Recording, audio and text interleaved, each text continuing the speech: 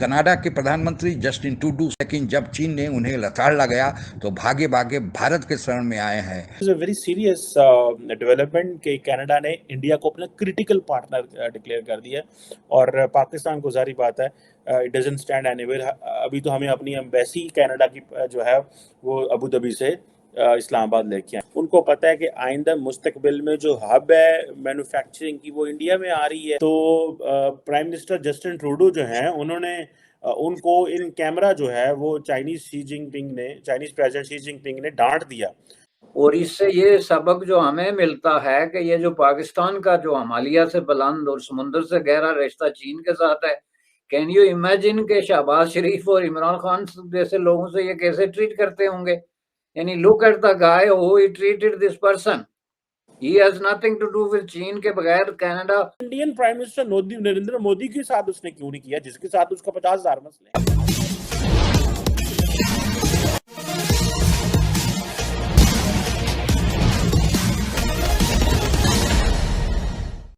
किसान आंदोलन से लेकर खालिस्तानियों के प्रति सहानुभूति तक इसमें कनाडा के प्रधानमंत्री जस्टिन ट्रूडो सबसे आगे रहते हैं, लेकिन जब चीन ने उन्हें लताड़ला गया तो भागे भागे भारत के शरण में आए हैं। पाकिस्तानी मीडिया यह सवाल उठा रहा है कि जब कनाडा जैसे देश के प्रधानमंत्री का हाल चीनी राष्ट्रपति ऐसा करता है तो पाकिस्तानी नेताओं का क्या हाल करता होगा।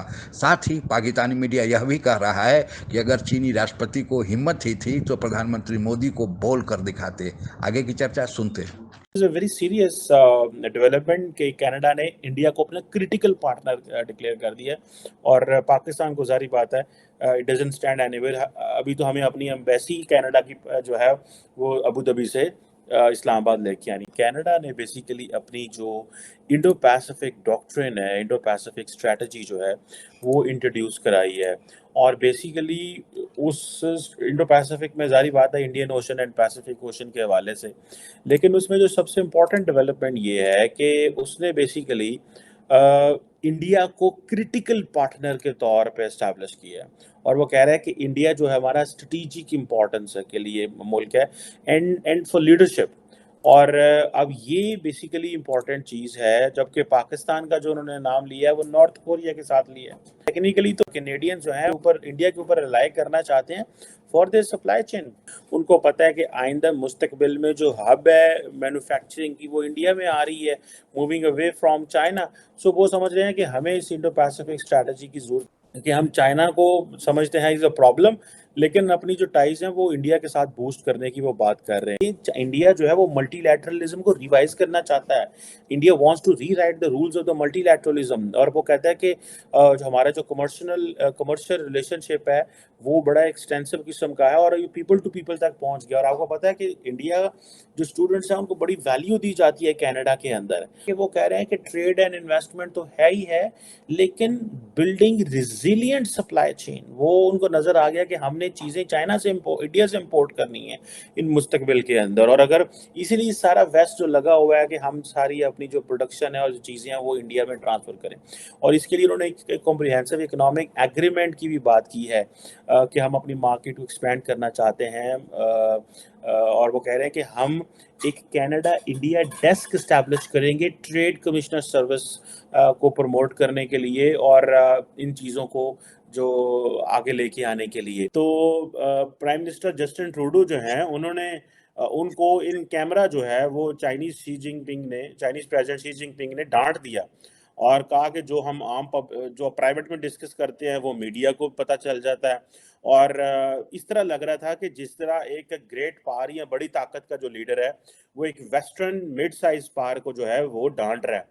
और इससे ये सबक जो हमें मिलता है कि ये जो पाकिस्तान का जो हिमालय से बुलंद और समुद्र से गहरा रिश्ता चीन के साथ है, कैन यू इमेजिन के शहबाज शरीफ और इमरान खान जैसे लोगों से ये कैसे ट्रीट करते होंगे?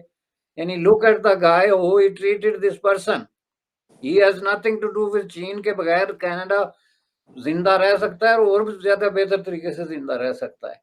तो उसको अगर आप इस तरीके से ट्रीट कर सकते हैं तो इसका मतलब ये जो हमारे रोज हवाई जहाज पे चढ़ के बीजिंग गए होते हैं तो कहते हैं जी हमने वहां पे पता नहीं कितने बड़े तीर मार के आ गए, इनको तो मुझे लगता है कि वो कम्युनिस्ट पार्टी का वो जो सेकंड सेक्रेटरी या डेप्यूटी सेक्रेटरी होता है वो इनको इस तरह गालियां देता होगा। बताएं कि Indian prime minister Narendra Modi के साथ उसने क्यों नहीं किया, जिसके साथ उसका 50,000 मसले, जिसके साथ उसकी फौजें हैं, ठीक है, जिसके साथ उसके मसले हैं, बॉर्डर है, उसके साथ तो बड़ी खुशगपियां मारी, ठीक है, लेकिन और वो जो एक्सचेंज द प्लेजेंट्रीज हो गई, पाकिस्तान का तो केस ही कोई नहीं है। लेकिन कहता हूं कि ये जो रोज बीजिंग गए होते हैं हिमालय से भी ऊपर ले जाने के लिए रिश्ते को, इन लोगों के लिए ये बहुत बड़ा एक सिग्नल है।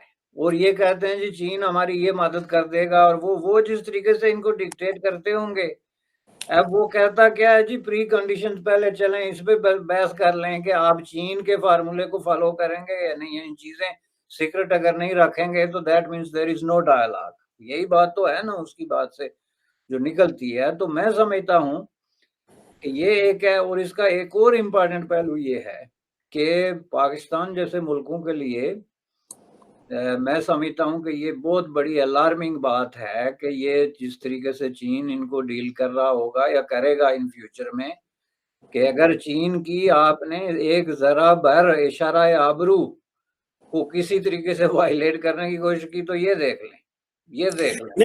नहीं बड़े साहब, मैं आपकी इस बात से तो एग्री करता हूं कि पाकिस्तानी लीडरशिप को वो किस तरह एज ए जूनियर पार्टनर या एज एन एम्प्लॉय मेरा ख्याल है डील कर रहे होंगे। और साथ ही वो कह रहे हैं कि एक स्ट्रैटेजी है इन्वेस्ट इन कनेक्ट पीपल, और कनाडा का जो वीज़ा प्रोसेस है वो कैपेसिटी है जो उसको दिल्ली और चंडीगढ़ में उन्होंने रखा हुआ है। लेकिन साथ वो कहते हैं कि हम जो इंडियन स्टूडेंट्स हैं वो एकेडमिक, एजुकेशनल, कल्चरल, यूथ और रिसर्च एक्सचेंज को हम ज़रूर बढ़ाएंगे। जो कैनेडियंस के लिए इम्पॉर्टेंट है दैट इज़ कि उनकी जो क्रिटिकल पार्टनरशिप है वो बेसिकली कहते हैं कि हमें चाइनीज़ जो इंडियन जो लीडरशिप है वो खित्ते में बड़ी इंपॉर्टेंट है। और इसके लिए जैसे मैंने बताया सप्लाई चेन की बात हुई, और जो कनाडा वो है वो अपने आप को रीजनल जो इनिशिएटिव्स हैं जैसे Australia, Japan, India supply chain जैसे जो ऑस्ट्रेलिया, जापान, इंडिया जो है और अमेरिका जो है रीजनल इनिशिएटिव्स लिए हुए हैं उनके ऊपर भी बात कर रहा है। और फिर वो कह रहा है कि ये इनिशिएटिव के साथ हम कनेक्ट करेंगे, और इसी तरह टेक्नोलॉजी और इनोवेशन के लिए पार्टनरशिप एंड ऑल दैट। सो ये आप इमेजिन कर लें कि ये एक बड़े पैमाने पे जो कैनेडियंस ने, और ये तकरीबन फर्स्ट ऑफ इट्स काइंड जो है वो स्ट्रैटेजी इंट्रोड्यूस कराई है, और उनको पता है कि आइंदा मुस्तकबिल में हमें किस तरह इंडिया की ज़रूरत पड़ सकती है। और मज़े की बात बताऊं, पाकिस्तान का क्या प्रॉब्लम है कि कनाडा जो पाकिस्तान के वीज़े लगाता है वो अबू धाबी में बैठ कर लगाता है। ये तो हमारी टोटल वर्थ है। अभी मुझे कल किसी ने बताया, और मैं पढ़ रहा था खुद ही मीडिया पे कहीं कि अभी जो कैनेडियंस हैं वो अपना जो वीज़ा सेक्शन है वो इस्लामाबाद शिफ्ट करने लगे हैं। मतलब उनको इतने थ्रेट से इतने, उन्होंने कहा यार मतलब हमारी तो ये वैल्यू का हमारा सेक्शन अब जाएगा पासपोर्ट कनाडा की एम्बेसी में, वहाँ पे वो टाइम लेंगे, वहाँ पे कुछ वक्त लगेगा, और इस तरह की जो होगा मतलब कितनी ये भी एक एम्बैरेसमेंट होती है। और मैं समझता हूँ पाकिस्तान की पॉलिसी का फेलियर रहा है ये कि अभी मतलब 10 साल 15 साल पता नहीं कितने देर वो अबू धाबी में रहा है जी, लॉ एंड ऑर्डर सिक्योरिटी नहीं है, तो साढ़े लोगों ने कटा दे सा जाना है। आप अगर हमसे जुड़ा रहना चाहते हैं तो कृपया मेरे चैनल को सब्सक्राइब करें तथा बेल आइकन भी दबा दें ताकि नई वीडियो की जानकारी तुरंत आप तक पहुंच जाए। धन्यवाद। जय हिंद।